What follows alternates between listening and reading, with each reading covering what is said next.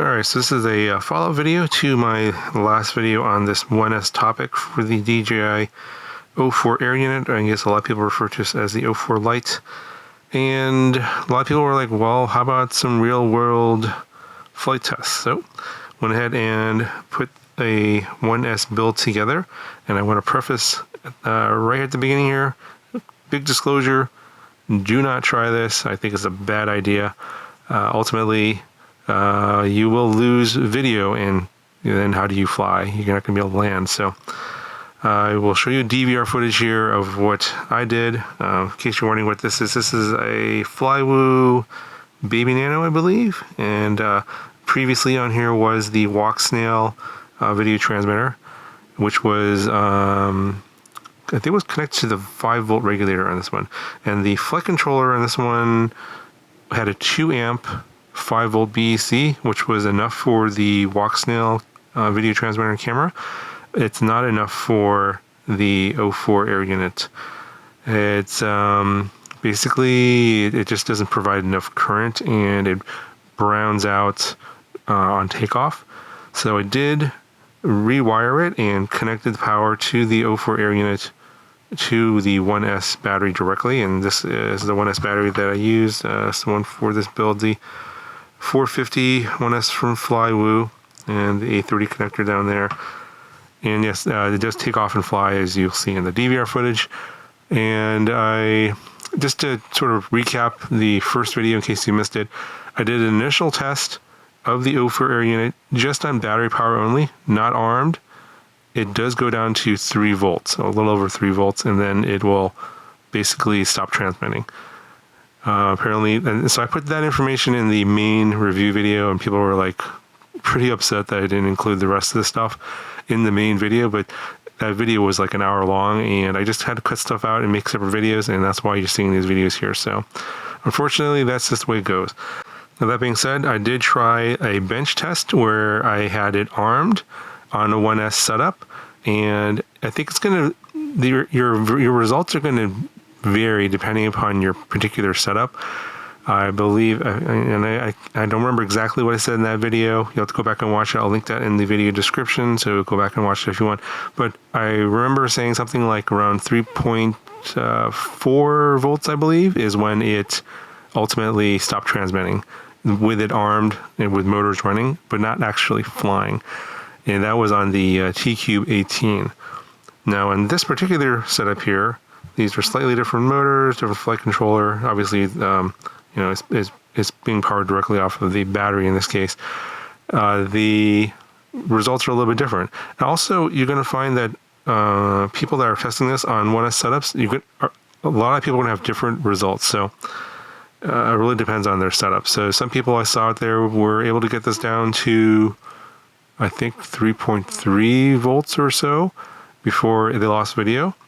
And in my particular case, you'll see at the end when the video cut out, I was kind of expecting it to cut out around 3.3 volts. And then for me, I think it exactly cut out at 3.23 volts on this particular setup. On the T-Cube 18, the video stopped transmitting at around 3.42 volts, I believe, if I remember right.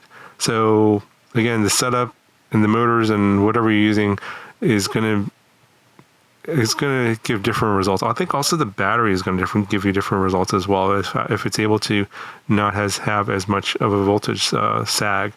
So there's a lot of variables involved here. But again, again, as a disclaimer, as I was saying in the beginning of the video, I don't recommend doing this because, yeah, I'm flying around here. I'm just kind of cruising. I just want to see if I would lose video at some point. I didn't want to like crash in some dangerous place. So I'm just kind of cruising around. And I wanted to see if I would lose video at 3.4 volts or 3.3 volts, and it went all the way to 3.23 volts. And this battery was not sagging very much at all, which was kind of surprising. Of course, I wasn't really flying aggressively, but again, I don't recommend doing this because the video just cuts out. So it's out with that point where the DVR stops recording, you just get no video transmission. The screen doesn't freeze. It's just basically you lose connection. And then once I landed and the voltage came up a little bit from the battery, obviously not being under load, the video came back.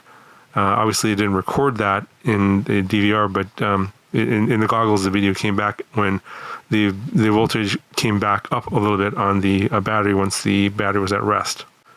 So yeah, that's the conclusion I have here. I think everyone's going to have some slightly different results on their particular board. Some boards may even be able to go lower. You may see people out there with results where they can fly until it's going all the way down to like 3 volts or maybe even 2.9 volts. I don't know. I always saw a couple of examples out there where one person, they did a 1S setup and they were only able to go down to like 3.5 volts and then they lost video. And then I saw another guy said they lost that video at 3.3 volts. So I think it's going to depend on your setup, the battery you're using, how much current is being drawn by the overall setup that you're flying, and ultimately where that voltage sag point hits, where the O4 air unit basically browns out and stops transmitting. And at that point, you lose video. So yes, technically you can fly on a 1S setup. And as you see here, I'm just cruising around. It was a few minutes actually, kind of surprising. I didn't even have a fully charged battery. It was like 4.2 or 4.15 volts when I took off. So theoretically, I could have flown for more if I charged the battery all the way. But yeah, that wasn't the point of the test. So yes, technically you can fly on 1S, but again, it's a bad idea. You will lose video. And unless you know for sure exactly the point you're going to lose video, like say, like if I, for example, I knew that, oh, I'm going to lose video at 3.23 volts every time. Well, in that case, okay, then I'll just wait until my voltage is like 3.3 volts, and then I will go ahead and land. That's assuming that you don't have voltage sags. If you're flying more aggressively, this is not a good idea because you're going to have more voltage sags, and then chances where the voltage will drop below that threshold on your particular board, and then you just lose video. So really bad idea. Now, the 2 volt or the 2 amp 5 volt regulator on this particular flight controller was not strong enough to provide enough current for this board, and it's probably because it's just drawing too much power for this particular BEC. It may not be rated for a full 2 amps. I do know that there's a new board coming from Beta FPV. I'll have that soon. It does have a 3 amp rated 5 volt BEC for their 1S.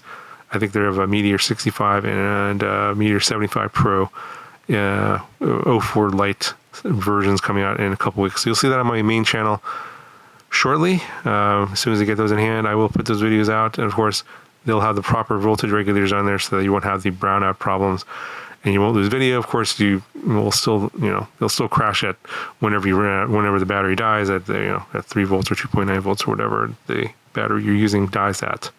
So I think that should put the whole 1S issue to bed, hopefully. I did a couple videos here. So again, if that's not to your liking or not adequate enough, let me know what's missing, what needs further testing, and I will see if we can make that happen. So that'll do it for this video, and talk to you guys in the next one.